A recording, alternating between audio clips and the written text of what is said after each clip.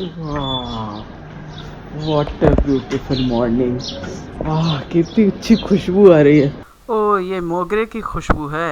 आज मुझे लंबे सफ़र पर जाना है तो फटाफट वॉक करके आती हूँ। वॉक करने के बाद से थोड़ा बाल में स्टीम वगैरह दूंगी और उसके बाद अपने कैमरे वगैरह संभालूंगी। नमस्कार दोस्तों, मैं हूं अंजलि और आप देख रहे हैं अंजलि शाह ट्रैवल चैनल। आज से हम केरला सीरीज शुरू कर रहे हैं। केरला को गॉड्स ओन लैंड कहते हैं। तो चलिए सबसे पहले केरला की सफ़र के लिए तैयारी करते हैं और उसके बाद से सफ़र पर निकलते हैं।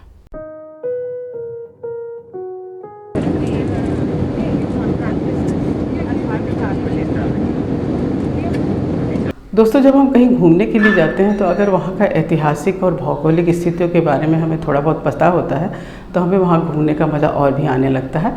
कुछ ऐसा ही प्रयास इस एपिसोड में हमारा है। हमारे इस विशाल देश में अनेकों राज्य हैं और इन सभी राज्यों की अपनी अपनी खास विशेषताएं हैं। केरल उनमें से एक है जिसे गॉड्स ओन कंट्री का दर्जा प्राप्त है। 38,853 किलोमीटर में फैले इस राज्य का एक बहुत बड़ा हिस्सा समुद्री तट है, जो इसे और राज्यों से अलग करता है और पर्यटन की दृष्टि से महत्वपूर्ण बनाता है। त्रिवेंद्रम, कोची और कालीकट नामक शहर हमने इतिहास के पन्नों में अवश्य पढ़ा है, जो इस राज्य के प्रमुख शहर हैं और ये उनका प्राचीन नाम है। इस राज्य की तीनों अंतर्राष्ट्रीय हवाई अड्डे भी इसी शहरों में हैं। केरल की राजधानी त्रिवेंद्रम यानी तिरुअनंतपुरम, हमारी भी फ्लाइट यहीं तक की है। यहाँ पहुँचकर हम सबसे पहले पद्मनाभम मंदिर दर्शन के लिए जाएंगे। हमारी ये फ़्लाइट थोड़ी लंबी थी। तिरुअनंतपुरम पहुंचकर हम तुरंत होटल गए और वहाँ से चेंज वगैरह करके मंदिर के लिए निकल गए। पद्मनाभम स्वामी मंदिर केरल का प्रसिद्ध धार्मिक और ऐतिहासिक मंदिर है। 2000 वर्ष पुराने इस मंदिर का स्थापत्य देखते ही बनता है। मंदिर के भीतर पुरुष लुंगी और स्त्रियां साड़ी पहनकर ही प्रवेश कर सकती हैं। मंदिर के गर्भगृह में भगवान विष्णु की सोने की विशाल मूर्ति शेषनाग पर शयन मुद्रा में विराजमान है, जिसके दर्शन के लिए प्रतिदिन भारी संख्या में श्रद्धालु उमड़ते हैं।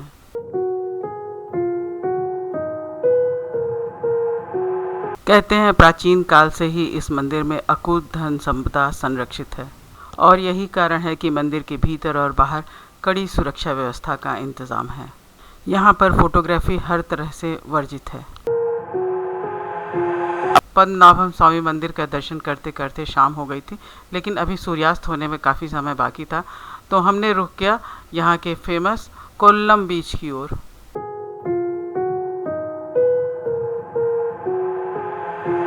कोल्लम बीच पर अच्छी खासी भीड़ थी। आजकल ये बीच वेडिंग डेस्टिनेशन के लिए भी जाना जाने लगा है। केरल एक बहुत ही खूबसूरत पर्यटक स्थल है। इस राज्य में पहाड़, समुद्र, नदियाँ, झरने सभी कुछ हैं और यहाँ का पर्यटन उद्योग काफ़ी विकसित है। लेकिन यहाँ की भौगोलिक स्थितियाँ अन्य राज्यों से भिन्न है। देश में सबसे पहले मानसून की दस्तक केरला में ही होती है। बारिश शुरू हो इससे पहले ही हम आपको केरला घुमाना चाहते थे, इसीलिए हमने ये प्रोग्राम पहले बना लिया। साल के 120 से 140 दिन यहाँ पे बारिश होती है और जिसकी शुरुआत मिड मई से फर्स्ट वीक ऑफ जून होता है। भरपूर वर्षा के कारण यहाँ का जल स्तर काफ़ी ऊंचा है और यही कारण है कि जगह जगह पर यहाँ पर पानी की नदियाँ, झीलें ये सब दिखाई देती हैं। इसके अलावा इन नदियों पर बिजली बनाने का काम भी होता है। केरल में बहने वाली 40 से अधिक नदियाँ, झीलें, अनेकों झरने और बैक वाटर, ये सब यहाँ के पर्यटन उद्योग को और भी खूबसूरत बना देते हैं। वन और वन्य जीवों के मामले में भी ये राज्य काफ़ी समृद्ध है। दूर दूर तक फैले समुद्र तटों पर सूर्यास्त का खूबसूरत नज़ारा, मछुआरों की कश्तियाँ और पानी में आहिस्ता आहिस्ता उतरते चाइनीज़ नेट, ये सब फोटोजेनिक तस्वीर केवल केरला में ही देखने को मिलते हैं।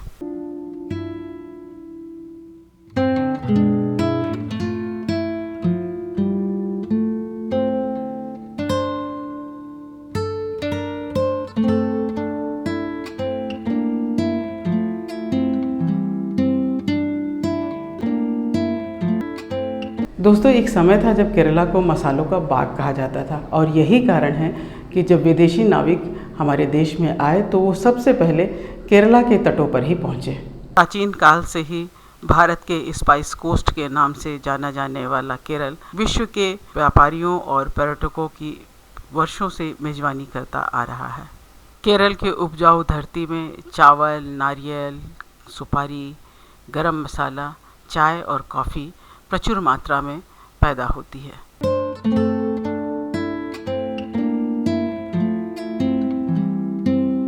सूखे मेवे और फलों की भी यहाँ पर प्रचुर मात्रा में पैदावार होती है।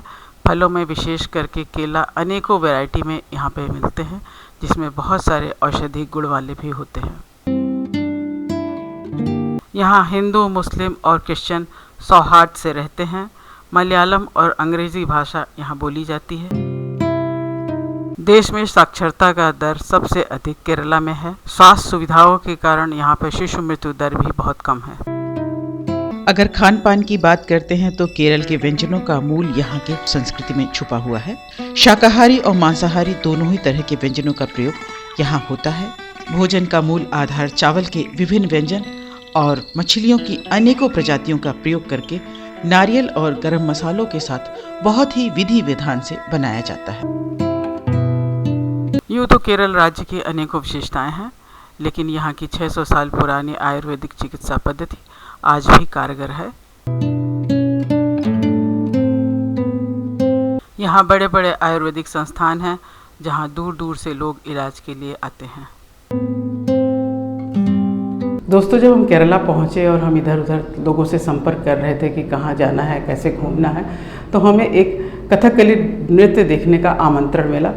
और हम जब वहाँ पहुँचे, हम थोड़ा जल्दी पहुँच गए थे वहाँ पर, तो हमने थोड़ा देखा कि इसकी तैयारी कैसे करते हैं लोग, मेकअप कैसे करते हैं, क्योंकि काफ़ी मुश्किल सा मेकअप दिखने में लगता है कि काफ़ी कुछ चीज़ें ये लगाते हैं। तो रियली ये बड़ा ही मुश्किल काम था। देखिए आप, उसमें हमने कुछ शूट भी किया हुआ है। पौराणिक कथाओं पर आधारित ये नृत्य नाटिकाएँ मन को छू लेती हैं। इस कला में केवल कलाकार के अभिनय का ही नहीं, बल्कि पर्दे के पीछे की गई श्रृंगार प्रक्रिया कठिन और समय साध्य होती है। कलाकार को अपने कॉस्ट्यूम और मेकअप पर घंटों समय देना होता है। इसके अलावा ड्रेस डिज़ाइनर और मेकअप आर्टिस्ट को इस कला को सीखने में काफ़ी श्रम करना पड़ता है।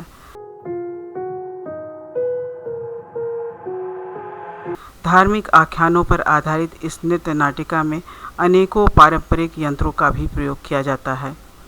इनका समन्वय जब कथकली रूप में प्रस्तुत होता है तो हम ये भूल जाते हैं कि भाषा यहाँ कोई रुकावट है। अगर आपको ये वीडियो पसंद आया है तो प्लीज़ लाइक कीजिए, शेयर कीजिए और सब्सक्राइब करना मत भूलिएगा।